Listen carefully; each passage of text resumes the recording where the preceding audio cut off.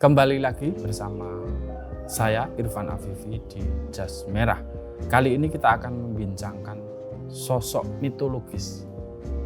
Tapi di mana sejarah Jawa dengan sosok mitologis ini akan mengalami benturan kerasnya, mengalami perbenturan kerasnya. Sosok mitologis yang tidak ada preseden sebelumnya. Sosok mitologis yang sempat mengguncangkan Jawa akan menentukan periode sejarah Jawa berikutnya. Sosok ini bernama Sabdo Palon Noyo Ginggong. Adalah pertama-tama dan pada tahap utamanya membangun jiwa bangsa.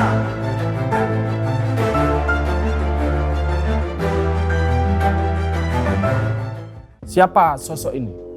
Siapa sosok Sabdo Palon? Dia dikatakan adalah seorang pengawal, seorang abdi atau seorang pelayan Prabu Brawijaya terakhir sebelum berganti menjadi Kerajaan Demak ya. Sosok pelayan setia Prabu Brawijaya terakhir. Sabdo Palon ini dikenal dengan ramalannya bahwa Jawa akan kembali kepada agama leluhurnya. Jawa akan selama 400 tahun setelah kejatuhan Majapahit akan dijangka oleh Sabdo Palon kembali kepada agama leluhurnya. Sabdo Palon Noyo Ginggong.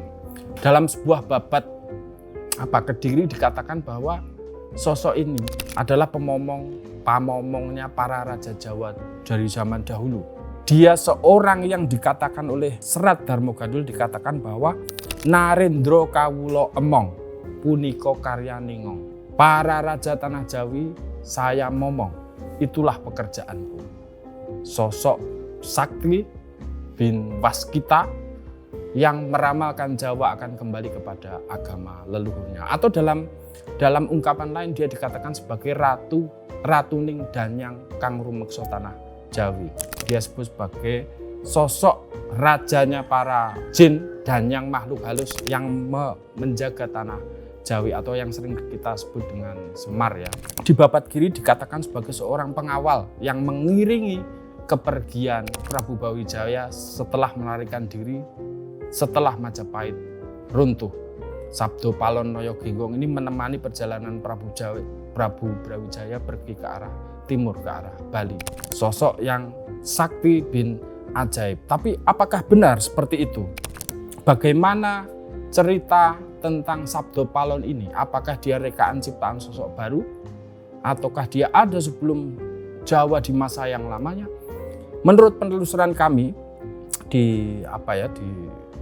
telusur secara terbatas terkait serat-serat manuskrip di Tanah Jawi, kita tidak menemukan sosok ini sama sekali di karya-karya serat maupun babat kita ya. Ada mungkin kesamaan huruf kita sempat menemukan di Serat Damar Wulan ya, Serat Damar Wulan itu ada tokoh bernama Sadu Palon gitu, yang sedikit agak mirip-mirip namanya ya. Tapi sosok ini dalam Serat Damar Wulan dikatakan bahwa dia hanya merupakan seorang pelayan raja. Pelayan raja yang tidak punya kesaktian, tidak punya kemampuan menjangka, hanya sebatas sebagai seorang pelayan gitu ya. Dan namanya juga agak berbeda gitu ya. Nah, saya dalam menelusur naskah ini kemudian ketemu sosok Sabdo Palon itu muncul pertama kali justru di abad 19 akhir atau tepatnya tahun 1873 di sebuah naskah bernama Babat Kediri di tahun 1873. Sosok ini muncul untuk pertama kalinya. Ini babat yang pertama kali mengusung tema bahwa Islamisasi di Pulau Jawa adalah sebuah kesalahan fatal gitu. Yang kedua, di babat ini pula dikatakan bahwa proses Islamisasi dikerjakan oleh seorang para wali yang diibaratkan sebagai seorang curut ya, seekor curut atau gerombolan curut, gerombolan tikus-tikus yang dikasih kebaikan oleh sang raja namun di belakang menggerogoti. Dari cerita Babat Kediri inilah kita juga tahu bahwa proses Islamisasi digambarkan sebagai proses kedurhakaan pemberontakan seorang anak bernama Raden Patah memberontak ayahnya sendiri bernama Prabu Brawijaya. Nah, saat pemberontakan inilah sosok Sabdo Palon muncul untuk pertama kalinya di dalam naskah kita di tahun 18 73 atau di akhir abad 19 akhir gitu ya. Nah, bagaimana ceritanya Babat ini ditulis? Babat Kediri ini di mana yang memunculkan sosok Sabdo Palon untuk pertama kalinya ini muncul. Nah, di sebuah pengantar manuskrip ini, di Babat Kediri ini dikatakan sendiri dalam manuskripnya bahwa Babat ini lahir karena permintaan residen kolonial saat itu di tahun 1832 alias setelah Perang Jawa. Residen kolonial Kediri, daerah Kediri, Nganjuk dan sekitarnya meminta kepada Adipati Kediri saat itu bernama Raden Ngabei Mas Purbowijoyo untuk menuliskan sejarah Jawanya. Permintaan ini dan kemudian mendatangkan seorang dalang wayang klitih ya, wayang klitik di daerahnya bernama Ki Dermokondo ini. Seorang dalang ini kemudian didatangkan di Kadipaten dan kemudian ditanyain apakah dia mengetahui sejarah Jawa. Ki Dermokondo menjawab tidak, namun dia menjanjikan akan kembali lagi dengan seseorang yang bisa menceritakan tentang sejarah Jawa. Akhirnya tidak lama kemudian Ki Dermokondo kemudian bersama niyogo wayangnya membawa seorang bernama Ki Sondong atau Ki Sondoh ya. Nah, Ki Sondong inilah sosok yang akan dijadikan media perantara kerasukan jin, ratunya jin di daerah Kediri, di Bukit Gunung Wilis dan Kelut ya, itu ratunya jin di situ, yang juga dikatakan sebagai rajanya Guwa Sulawabale ya. Jin ini bernama Ki Butolucoyo. Jin Butolucoyo ini kemudian memasuki tubuh Kiai Sondoh, yang di dalam tubuh inilah kemudian mulut Kiai Sondong kemudian berbicara mengenai sejarah Jawa, alias Babat Kediri ini ditulis berdasarkan sumber rajanya jin gitu. Akhirnya dari mulut Kiai Sondong ini keluar cerita-cerita tentang sejarah Jawa. Ceritanya secara umum Babat Kediri ini bercerita tentang bahwa untuk pertama kalinya sejarah Jawa, Islamisasi di Pulau Jawa adalah sebuah kesalahan besar. Itu yang pertama. Kedua, dimulai Babat Kediri inilah dilukiskan betapa para wali, di dalamnya ada Sunan Bonang dan Sunan Giri, dianggap sebagai aktor jahat yang mendalangi proses pemberontakan kepada Majapahit gitu ya. Yang ketiga, Raden Patah, sang anak Prabu Brawijaya ini digambarkan sebagai seorang sosok yang durhaka karena berani memberontak kepada ayahnya. Sekali lagi, ini narasi yang untuk pertama kalinya yang menyempal dari serat-serat dan babat utama dalam menceritakan kisah Islamisasi di Pulau Jawa. Nah, dari proses inilah kemudian saking sedihnya Prabu Brawijaya akhirnya memilih untuk melarikan diri menuju ke arah timur, menuju ke arah Bali. Sunan Kalijogo yang melihat ini kemudian menyusul sang Prabu Brawijaya ke arah timur. Saat ditemui, Sunan Kalijogo meminta Prabu Brawijaya untuk kembali lagi dan menjadi raja di Majapahit. Namun Prabu Brawijaya sudah tidak mau kembali. Dalam sebuah percakapan intimnya, akhirnya Sunan Kalijogo dapat membujuk Prabu Brawijaya untuk masuk Islam. Bahkan Prabu Brawijaya mengajak dua pelayannya bernama Sabdo dan Palon. Ada yang menyebutnya dua, ada yang menyebutnya satu, Sabdo Palon Noyo Genggong. Akhirnya diajak masuk Islam. Namun Sabdo Palon justru malah marah, keras, karena melihat rajanya sudah berpindah dari agama leluhurnya menuju kepada Islam. Sejak saat itulah Sabdo Palon berjanji akan meninggalkan sang raja untuk selamanya. Dan bahkan dia bersumpah bahwa selama meninggalkannya dengan Prabu Brawijaya, dia akan berusaha keras untuk mengembalikan masyarakat Jawa kembali ke agama leluhurnya. Bahkan dia akan membuang orang-orang Jawa yang punya perilaku buruk ke luar negeri dan akan mendatangkan orang-orang asing ke daerah Jawa. Ini kalau asosiasi kita mungkin orang Eropa Belanda yang didatangkan ke sini. Dan dia juga berjanji bahwa dia akan berusaha keras membuat masyarakat Jawa agar minum alkohol lagi dan makan daging babi lagi seperti di zaman Majapahit. Nah, inilah lukisan kisah Babat Kediri untuk pertama kalinya yang memunculkan tokoh Sabdo Palon di awal abad 19. Nah, cerita ini nggak berakhir. Kemudian ada manuskrip berikutnya, serat berikutnya yang digubah setelah tahun 1873 bernama suluk Gatholoco yang menurut keterangan misionaris C. Bunsen juga ditulis di daerah Kediri. Di daerah inilah kemudian suluk Gatholoco muncul. Dia sengaja mengulang cerita di dalam Babat Kediri ya, diulang cerita Babat Kediri. Dia munculkan tokoh, dia memberikan narasi bahwa Islamisasi adalah proses yang salah bagi masyarakat Jawa. Bahkan dalam olok-olok di suluk ini, suluk Gatholoco mengatakan bahwa agamanya orang Padang Pasir itu, Allahnya, Tuhannya tidak punya budi.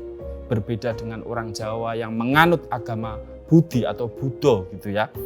Nah, penyeruan untuk kembali ke agama Buddha atau agama Budi. Nah, seluruh olok-olok terhadap Islam ini muncul dari seorang tokoh jelek mukanya, berraup muka jelek, kemudian berjembel, kumuh, dan bahkan sering menghisap ganja dan opium dari seorang tokoh bernama Gatholoco. Gatholoco itu bermakna penis yang digosok gitu. Gatho dan loco begitu ya. Gatholoco inilah yang kemudian mengolok-olok Islam di sekujur suluk Gatholoco gitu ya. Dari suluk ini kita juga menangkap bahwa Gatholoco akhirnya mengolok-olok Islam dengan cara mengalahkan lawan-lawan debatnya. Ada 3 santri yang dia kalahkan. Abdul Manap, Abdul Jabbar, dan Abdul Arif gitu ya. Itu dia robohkan dalam sebuah lawan debat diskusi yang mengolok-ngolok itu. Bahkan dalam cerita suluk Gatholoco ini dikatakan bahwa sang Gatholoco bisa mengalahkan Kiai Hasan Besari, sang guru Ronggo Warsito yang terkenal, pujangga panutup kita ya. Sungguh sebuah reka khayalan yang tidak pernah terjadi sebelumnya di sumber-sumber serat Babat utama kita. Alias ini merupakan produk baru yang berusaha menjatuhkan Islam dalam kerangka suluk Gatholoco ya. Berikutnya Gatholoco akhirnya bertemu seorang musuh debat terakhirnya bernama Dewi Perjiwati. Dewi Perjiwati ini juga asosiasi bunyinya juga mengarah pada alat kelamin perempuan gitu ya, Perjiwati ya. Nah, dari pertarungan Gatholoco dengan Perjiwati itu akhirnya Perjiwati kalah dan kemudian diperistrinya. Nah, saat memperistrinya setelah dia berhubungan intim dengan Dewi Perjiwati, akhirnya Gatholoco memproklamirkan dirinya sebagai sang Buddha, sang yang telah tercerahkan budinya, sehingga dia mendaku dirinya sudah bergelar Kanjeng Gusti Kalamullah, yang dia maknai bukan sebagai sang Gusti firman-Nya Tuhan, tapi dimaknai, diplesetkan maknanya menjadi sang penis budi yang telah memasuki Dewi Perjiwati, seorang penis budi yang telah memasuki, tercerai oleh budinya, begitu. Nah, ini olok-olok di dalam Gatholoco itu kemudian berlanjut. Di tahun 1879 kemudian muncul karya baru bernama Serat Darmogandul. Serat Darmogandul ini menurut keterangan Hovden School Probolinggo dituliskan di tahun 1879 alias di akhir abad 19 ya.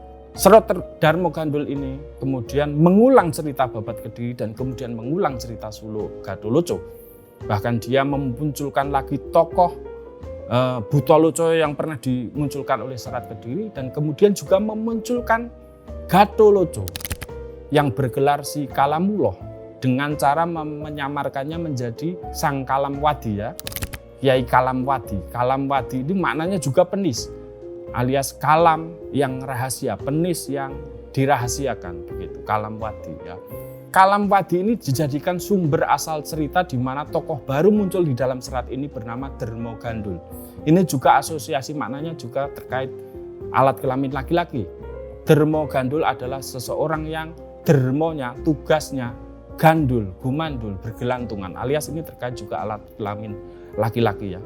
Nah, dari sosok Darmogandul inilah kemudian dieksplorasi bahkan lebih panjang cerita Babat Kediri dan suluk Gatholoco sehingga jadi sebuah cerita yang kompleks yang bahkan intinya adalah ingin mengajak orang Jawa untuk kembali kepada agama leluhurnya. Dia menghina Islam misalnya bahwa orang Islam adalah sebuah agama yang datang dari padang pasir yang kering yang nggak pernah hujan, sedangkan orang Jawa adalah tanahnya subur dan penuh dengan hujan. Bahkan dalam sebuah dua kalimatnya, Serat Darmo Gandul ini juga bahkan menyerukan orang Jawa untuk memeluk agama Kristiani. Karena menurut suluk ini, Serat Darmo Gandul ini, agama Kristiani lebih dekat kepada agama Budinya orang Jawa ini. Nah, dari paparan ini kemudian ada banyak orang berspekulasi bahwa Serat Darmo Gandul ini sudah terkait, yang menduga berspekulasi terkait program misionarisme Kristen di daerah Kediri begitu, yang waktu itu memang lagi berkembang. Kita tahu di tiga suluk ini kemudian semacam ada pertemuan antara ide kembali kepada agama leluhur Jawa, tapi juga telah berkembang misionarisme Kristen untuk awal-awal di tahun 1803 setelah Perang Jawa ya, yang itu sudah berkembang di Kediri, di daerah Ngoro ya, yang tokohnya bernama Erkulen atau yang kita sering sebut sebagai Kiai Kulen. Dari tokoh inilah, Kiai Kulen inilah nanti kita terhubung dengan tokoh-tokoh penyebar Kristiani lain seperti penyebar Kristiani pribumi lain seperti Paulus Tosari, kemudian Tunggul Wulung, Kiai Sadrah dan yang lain sebagainya. Sehingga ada banyak spekulasi mengatakan bahwa kemunculan serat-serat bernada anti-Islam ini juga terpaut dengan kristianisasi. Wallahu a'lam. Tapi mungkin ini perlu penelitian lebih lanjut. Tapi spekulasi ini bisa dimaklumi karena memang berbarengan isunya ya. Nah, dari rangkaian proses ini ada lagi kita bisa membaca ya bahwa suluk Gatholoco, Babat Kediri dan kemudian Serat Darmo Gandul itu seolah menandai fase baru orang Jawa. Kita tahu misalnya sejak kita kalah perang tahun 1830 Perang Jawa, masyarakat Jawa kemudian berganti kepemimpinan politiknya dipimpin oleh seorang penjajah bernama Belanda.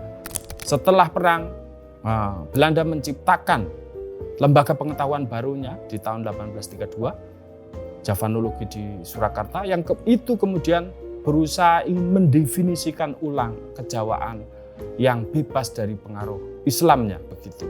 Karena bagi kolonialisme Islam, bagi orang Jawa dianggap sebagai faktor revolusioner memberontak kekuasaannya. Sehingga kolonialisme berusaha membayangkan, meneliti kembali lebih jauh masyarakat Jawa yang kemudian ia temukan di dalam kakawin-kakawin yang ia temukan di masyarakat Bali maupun Lombok ya. Dari temuan-temuan itulah dia ingin mengajak masyarakat Jawa untuk membayangkan masa lalunya yang lebih jauh yang dulu sudah dilupakan oleh masyarakat Jawa gitu ya. Nah, dari situlah kemudian masyarakat kita kemudian mulai melonggar hubungan Islam dengan identitas keislamannya ya. Akhirnya masyarakat kita terpecah belah menjadi santri abangan priayi. Nah, dari proses itulah apa yang disebut oleh Nancy K. Florida bahwa Belanda ingin mengajak orang Jawa untuk kembali kepada agamanya yang lebih halus, agama kunonya yang dibayangkan lebih halus atau dalam bahasa lain lebih jinak dengan kekuasaan kolonial. Nah, proyek-proyek Javanologi ini untuk meneliti masa lalu Jawa kemudian bersambut dengan program misionarisme Kristen yang saat itu lagi berkembang di Kediri dengan Kiai Kulennya dan kawan-kawannya. Nah, akhirnya kita bisa memaklumi spekulasi terkait program misi di Kediri dan beberapa di Serat Darmo Gandul, kemudian Gatholoco dan Babat Kediri itu semacam merekam aspirasi dari orang Jawa ini bahwa setelah kekalahan Perang Jawa, ada usaha dari sekelumit dari masyarakat Jawa yang punya aspirasi ingin kembali ke agama lamanya, ke agama Budi. Dan ini bersambut dengan kepentingan kolonial yang ingin meredam pemberontakan di tanah jajahan bagi masyarakat Jawa ya.